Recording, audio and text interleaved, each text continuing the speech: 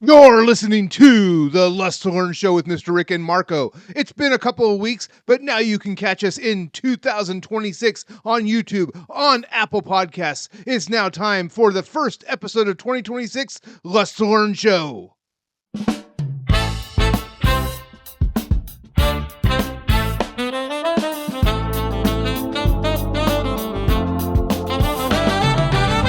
This is the theme song for the Lust2Learn show with Mr. Rick and Marco. Now it's time to go. We reached out for help, but no one would reply. So we turned to AI, hope it don't make you cry. How are you, Mr. Rick? Fuck, I did that in one take. That was good. Yeah. Excellent. Shit, I should do this for a living. Yeah, it should. We haven't seen each other in weeks. That's what it feels like anyway. Yeah, it's what, 2, 3? I don't even know. I don't know. Keeping count? But it's been a while. I mean, we see each other on camera very often. I wish we could see each other more in person, but I think that's coming. I think that's coming back soon. Well, you gotta stop sending me nudes. I do. I know those pics are usually not as attractive coming from me as they could be from other people. But, I think that I'm pretty excited about sending them to you when I do. And I like that when I do send them to you, I'm flaccid. As long as you don't have a sexual harassment case. Hey, what's the movie with Seth Rogen where he's the security guard? I couldn't hear you. I know, my microphone turned down. What's the movie with Seth Rogen where he is the security guard? Observe and Report. So remember in that movie where the guy who's flashing people in the mall? Oh yeah. Okay, that would be me if I was flaccid. Just the hair, bitch. Body fat just sucks it in. I would be the guy in the restroom. I'll be Michael Pena. You only part of this. Just go beating around kids with fucking skateboards. It's an underrated movie. Yeah, what's that song called? The Upside, Downside. It's by the Yardbirds. But that song is badass. I don't remember the music in that movie. I remember going to see it in the theater around the same time. I think it came out like the same week as Paul Blart. Yeah, and I think Paul Blart got more praise for it. I'm like, dude, it got a hell of a lot more money from the box office. But as a movie, there was one that was definitely made for kids and families, and one that was made for us. Yeah, but those Paul Blart movies, whack. Oh, the first one, I was like, okay, there's a couple of funny moments in it. I watched the second one; it was on, I don't know, Stars or something recently. And it's like, this is really shitty. Like, even if you're making it for families should be kind of concerned that this is what they think is a family movie. Like, you should hold your bar up higher. I'm not saying you should watch Silence of the Lambs as a family or Pulp Fiction, but family movies should be like, have you ever seen the Walter Mitty movie with Ben Stiller? No, I heard of it. Okay, so it's PG, which means it's for families. And it's about this guy who's worked for Time magazine for all these years, but he's never experienced anything. And so he has his favorite photographer. His job is to find photos for the magazine. And Time magazine's been known for, God, I don't know how many years, for putting the best pictures in their magazines. So he has this photographer who sends him the pictures. He finds the best one. And he's looking for the picture that he wants to put on the cover of the last episode of Time magazine. And he decides to go on this adventure looking for the photographer because the photographer sends him a birthday present. It's a wallet. And in the wallet... Today's sponsor is brought to you by Ishmael's Leatherworks. Actually, he told me that he's like, I'm trying to work on my own wallet. But he's like, he told me to tell you when I got my haircut that he's like, he's going to work on yours. He still owes you one. So... Ishmael, I think I should tell you that. Yeah, but he's like, I haven't even worked on my own. But I'm like, hey, dude, like, I'm getting a lot of praise for this. But go on, sorry. So in the movie, he's looking for this last photo, and the photographer that he idolizes sends him a message saying, here's your birthday present, and the photo you need to use is in the present, but he can't find it. So he goes on this adventure looking for the photographer to say, "Hey, where's this photo?" And it's like this guy's never left his office or the city, and he goes all over the world looking for this photographer who's this fucking volume on my mic is fucking with me. He goes all over the world looking for this photographer Sound that better. that is that's told him about this picture, and he during that time he like daydreams, and he shows these little daydreams like about coworkers and stuff like that. Uh, so he just does these adventures around the world, and the scenery is amazing. Ben Stiller directed the movie. Just the shots that he gets in that movie are, I mean, they filmed it. They literally filmed it around the world. So it wasn't like, oh, we're going to take a green screen and put this movie on the green screen. He literally films it in this like area of Norway that has a volcano erupting, and it's a great movie, and it's a great family movie, and it doesn't require stupid slapstick fat guy falling on his face, eating a sandwich and getting hyperglycemia because he's fat. Just it's like have a brain, people that are watching these movies. It's okay to make your kids or have your kids watch smart movies. Mhm. It's like those fucking Nickelodeon TV shows. They have stupid laugh tracks for every little thing you watch, and none of it's funny. That Ben Stiller movie is there this? Is it the one with the cover where it shows him like running with a briefcase and like the clouds are in the air? Yes, There's there's a song. I'm not sure if you know the part where he's on the skateboard, like going downhill, like just I bought like that album. I bought the album for that song. okay, yeah, that song was badass. Who sings that song? I honestly I don't know the band, but it's a Norwegian band. Yeah, but like I saw that scene in that song. I was like, fuck yeah, like he's just like going downhill, just like Yeah, that's fucking scary. it's Doing one this of the shit. and he did it. Mm. I'm sure they had a stunt double for some of it, but he did it. So it came out. It was he did it as a director, as a star. He did such a great job in that movie, and with the movie, I own it on Apple. Um, and I'll go back and watch it every so often. Kristen Wiig's in it. Sean Penn's in it. Mm. It is just it's outstanding. Adam Scott is in it. Yeah, well, that track right there on that when he's going down, I'm like, oh fuck. I wish I would have, because every time I hear a song, I'm like earlier, I was like, oh, when they're doing drugs on Observe and Report, I was like, I gotta know who sings the song, what's it called, and I know it's by the Yardbirds. I can't think of the song name, but that's one thing I regret, not knowing the name of the song or who sings the song. That's why whenever I'm watching a movie at home, I pull out my phone and I have the IMDb app open. And anytime there's like, oh, how did they do that scene? I go and read the trivia, or read where it was actually filmed on location.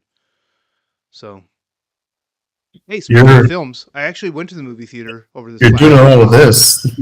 I am. Feels good. Oh yeah, I forgot you're standing. Yeah, I'm at my standing desk. I got my office back after a week of my mother-in-law being in town. How was your 2 week vacation? My Winter permanent vacation. my permanent vacation. Yeah. It was good. I had my birthday, which we'll get to that in a little bit. Oh yeah, I was like on that one. Yeah, that's okay. I don't expect people to know my birthday. I expect my family to know it, but nobody else. My mother-in-law came to town after Christmas. I got an amazing Christmas gift from my kids. My son that I've talked about before, he went to Dallas during the break, and he came back with a Dallas Cowboys hat for me and a couple of cups. This is one of them, Let's see. Dallas cup. You can't really see it. No. Put up to your face. Okay. It's just a little plastic cup, but he brought me a nice hat and a pin and stuff. It was great. We're both Dallas Cowboy fans, so for him to go, yeah, I know. But for him to go, it was like a dream come true. He just got passes today to go cover the Super Bowl. He's going to the frickin' Super Bowl this year to cover it as a media member. He just got him today. But anyway, he gave That's badass. that was a great Christmas present from him. I got this tiny little remote control car. It's like maybe 2 inches, and you drive it all around the floors, chase the cats with it. That's fun. Um, I Jeez. treated myself to this new jacket. I know it's hard to see because I'm standing, but Okay, well, good for you. But the remote control car, what the fuck? oh, I love little toys like that. If I got that from my dad would be like, "What the fuck is this shit?" Yeah, well, I I got love my it. dad a fucking tie once. He's like, "What the fuck do you want me to do with this?" So Has just he give ever him. has he ever Huh? worn a tie? Your dad? No, fuck no. He'd rather be shirtless. Like if I get him a carton of cigarettes, or he's like, "Fuck yeah." But Have you ever purchased a tie? yeah, Okay, you did. You said you bought your dad for Christmas. We gave Ricky, my middle son, who's there's my currently in own school. ties. No, we gave him a gift card because he wants to try out for an anchor position with the newscast that he does, the sportscast that he does, and Mm, so he needs a suit, so or at least a sport coat and dress shirt, and so not so. we gave him a gift card to Men's Warehouse, and I know a spot. so we were gonna write up, or we were gonna wrap up the gift card with a tie, and so my wife Heather says, "Go to Men's Warehouse and see if you can get a tie." I I didn't know how expensive ties were, especially at Men's Warehouse. Like I'm not paying $60 for a tie. Oh my god. All right, guy. Um, next time you're here Yeah. and there's Ricky, I know a spot where we can go. I actually have the card where I go get my suits. Let me see. It's my magical wallet. Yeah. All right, right here. Boom. But downtown LA, and I know a guy that does all my fittings up here. Yeah. And tailors me up because I got like too many suits. Well, we're Uh, going to LA in a couple weeks to bring Lori back to school. we can do that. It has to be a weekend. Yeah, it's what we're taking her like on Saturday the 16th. Or oh yeah, I think that's on a Friday. I think. Or whatever that weekend is. I don't know. But I'll fucking call it Don't off. fucking correct me on the days of the week. I'll call it off. You know, it's we're But going on we're going on that Saturday. But yeah, if we can find like what do you mean like what do you think is a reasonable price for a suit? um, for him and for myself, like 120. Okay, that's excellent because Men's Warehouse just a sport coat was at least $200. No, yeah, like you could get like for 120, you could get a 3-piece suit. They'll give you shoes, a shitty belt, and shitty button-up shirt. But I never take that. I'd rather get my own. But like all the suits that I have, they're just yeah, like 120. I have like what? I have a whole week's worth and more, and I've given some. Yeah. And That's a decent price. yeah, well, I feel like every man needs a suit.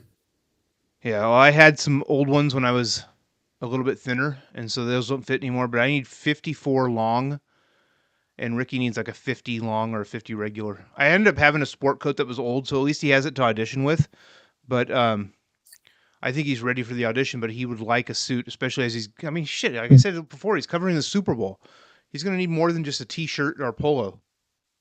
Uh, I just got some clip-on ties, and if he doesn't know how to, you can't get a no, not clip-on ties. Yeah, you can't do a clip-on tie. You have to do the actual tie. He learned himself how to teach how to tie. Yeah, but I have little clips. Oh, the tie clips. Yeah, he was just saying, should I get one of those? Yeah. Well, I have an extra one. So Okay, I'll let him yeah, know. like I given so many suits like for my friends for interviews. I'm like, keep it. Like if it fits, wear it, you know. Yeah. But There's a company online that I ordered several years ago when I was, like I said, much smaller size. I ordered like 3 or 4 of them, and they were like $49.99 each, and they were like paper when I got them. So I don't recommend anybody buying something like that online without trying them on first. Because when I bought, like I said, when I bought them, it was like putting on a piece of paper as a jacket. So it was not a comfortable, good suit by any means. Oh, yeah. Like I always do a 3-piece. Like you can put your, like I have a, I gotta find it. Little pocket watch Oh yeah, here and there, hang it there. But I'm sure I broke it because I twisted too much and just like. it's called But it's called a timepiece. Get it right. Yeah.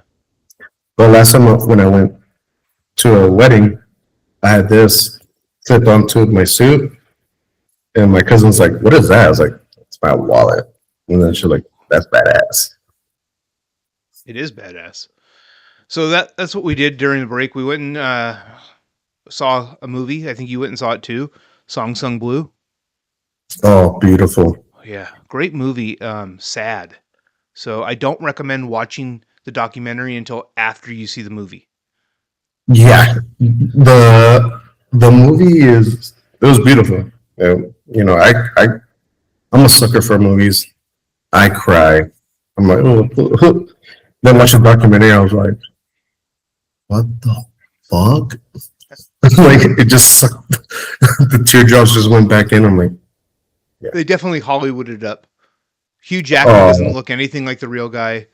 The woman is nowhere near Kate Hudson, but the movie. So separate the movie. Do not watch the documentary before you watch the movie. You need to watch them as two separate things, but watch the movie first. That was Kate Hudson? That's Kate Hudson, yeah. Dude, she looked fucking. And they both sang all the songs in the movie. Like when I first heard her sing Patsy Cline in the movie, I thought, oh, that's not her. You cut off. I said Yeah. You gotta fix it again. Fucking volume. When I first saw her sing Patsy Cline in the movie, I thought, oh my God, there's no way that's her. Like they must have dubbed in the music. But then I got the soundtrack and it's like, that's her. That's her singing Patsy Cline. And Hugh Jackman sings Neil Diamond. The whole movie's based on a Neil Diamond impersonator. And it's a true story about this husband and wife, or they got married after they formed the group called Lightning and Thunder. And they were big and popular in Wisconsin, Milwaukee area. And they even opened up for Pearl Jam like in the 90s. Oh yeah. And so it's Neil Diamond music, which I love. I mean, if there's one person, like if they told you to put a gun to your head and pick one artist you can only listen to for the rest of your life, it could be Neil Diamond. Down, down, down. Did you see in the documentary they interviewed the Urge Underkill guy? Urge Overkill? Yeah, that sings that in Pulp Fiction. Yeah, Pulp Fiction. Yeah. I thought that was the original at first. Oh yeah. Yeah. But the best part about the movie, not the best part, there's lots of good parts about the movie, and again, be ready for a tearjerker. But there's a specific Wisconsin accent that people have.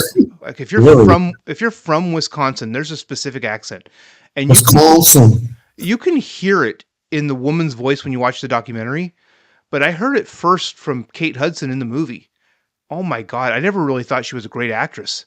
But to do that perfect Wisconsin accent, that was, and to keep it up. I mean, sometimes in movies, you'll see these guys doing fake accents, and it's like they go in and out throughout the movie. She kept it up the majority of the movie. Like I heard it first when she first talked, and I kept listening for it. Like, oh my God, she's not going in and out. She's doing a fantastic job with it, and you hear that twang in the voice of the the real person when you watch the documentary. Yeah, have you noticed how majority of actors are like from England or London, the area, but they do a good American accent, like unbelievable. Like Hugh Jackman's from Australia, and he's like, "Hey, man," but then he could do like I don't know, it's trippy. It's not trippy. I guess you call it skill, talent, but like all these actors that are not American at all. They sound more American than fucking me. The other movie I watched, I just told you about when I talked to you this morning, was Warfare. I watched it on HBO Max, and it came out this year. It's the most real. It's got, I don't know. I say the most realistic, but I've never been in a war. I don't know how realistic it is, but it seems like the most realistic hour and a half war scene I've ever seen in a movie. And and most of the actors, not most, a couple of the actors in it. Will Portier, who was in We Are the Millers, that was a comedy, but he's doing a bunch of serious stuff now. He was in Guardians of the Galaxy 3. I've seen you at war. Um, I saw you got beat. You got your ass beat by a fucking. um, You took it like a champ, though. You took it like a champ. I think Joseph Quinn is British too. I don't know for sure, but I'm pretty sure he's an English actor. Or from Australia. Somewhere like, yeah, one of those weird accented countries. But he does a great. I mean, you would never know. And even in Fantastic Four, when he's in it, you would never know he's from whatever country he's from. But just it's amazing. And I told you before, one of the things I liked as a filmmaker, the event, the true life event that happened in Iraq to these Navy SEALs was about an hour and a half. And the movie is about an hour and a half. So from the time they show the title screen of Warfare to the time the movie's over was almost exactly minute for minute the actual event that happened in Iraq. And they filmed it in sequence. Yeah, because I know most movies, they don't do in sequence. They do like, all right, we're going to film the last end. Because I know like movies take years. Yeah. And it's like, okay, just to make them not look like throughout the whole movie. Like if they did in sequence, it's like, damn, he's getting older. So they do it to like I guess it's like like a mental thing, like. I think a lot of it, production wise, I think a lot of it has to do with the schedules of the actors. So like if Joseph Quinn's in this movie, he obviously is in the whole movie, but if he's in a movie and he's only available for like 2 weeks, they're going to they're going to make all his scenes during those 2 weeks. Yeah. And so he can get on to the next picture. But however long this movie took to film, they did it from scene to scene, all the way from the first to the last scene, and filmed it and it's amazing. And I wish it would get more award buzz this year, because it's rarely do I say that about a movie. I mean, there's a few that I've said that in my life. I mean, Godfather's an amazing movie, but this was like, it's not a 3-hour movie. It's an hour and a half. So it's a quick watch. There's action the whole time. And it's got to be very, and when I watch the IMDb or I read the IMDb trivia, they talked about how realistic the training was for these actors to go through. And that's what made the movie so realistic. And you and I have talked about this before. When there's a true story movie, and Lightning and Thunder, the Song Sung Blue, is true to a certain extent, but they don't show the real people in the movie. I love when there's a movie. Yeah, that's the thing I didn't like. I wish they would have showed, because once I went home, I was like, I'm gonna watch the documentary. And I'm like, oh, like the story aligns, but they made it more pretty, which they have to. Like everything's there, but just like the truth was bent a little too much, and I'm like, what? But when they show like the pictures at the end, like, oh, this is this person. This is like, I don't know. To me, that I love that. Yeah, I like seeing how true to the original story or the real story the movie was. Mm-hmm. Like Roofman with Channing Tatum. He's a fun young cannibal. They show the real guy at the end, and they talk about how he lived in a Toys R Us for however long he was escaping. That's pretty badass. Yeah. Imagine if you had to live anywhere, like if you were getting away, where would you hide at? As an adult, like I much more appreciated Toys R Us than as a kid. But where would I hide? You know what I used to ask that story to friends when we were in middle school. This ages me a little bit. When we were in middle school and we watched Red Dawn, it was like, if this really happened, where would you go? I gotta see that movie. Oh, the original Red Dawn, yeah. It's like the Cuba attacks the United States. They And try to remake it, right? yeah, with The Hemsworth brothers or something. I just call him Thor. Yeah, But as a kid, we would like, okay, where would you go? Would you go to the hills? Would you try to go to the ocean? Where would you go? Would you stay in your school? It was like, what room would you go to? Oh, we'd go to the home ec room because they have knives in there. So we cutting off. Thank you. You gotta fucking fix that thing. Well, this is a new computer, so I think I didn't give myself enough time to figure out the audio. But we would say things like, hey, where would you go? Where would you hide? Yeah, where would you go? Yeah, where would you go? I would say I'm gonna go stay at school. The walls are brick, and that I've said my mic went down that I would go to, Work on IEPs. yeah, I would go to the home ec classroom because at least there's knives. Like if someone came in with a machine gun, at least I could throw a knife at him.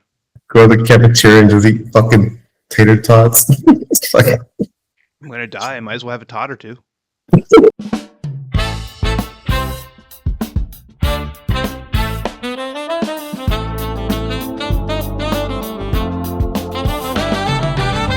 This is the theme song for the Lust2Learn show with Mr. Rick and Marco. Now it's time to go. We reached out for help, but no one would reply. So we turned to AI, hope it don't make you cry.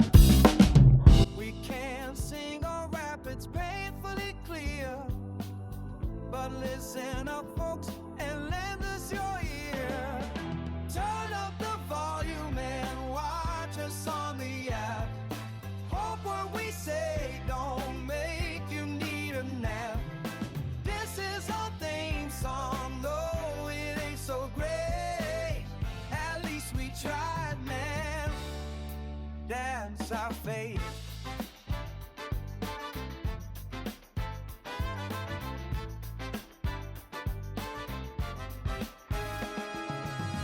We emailed around, but got no reply.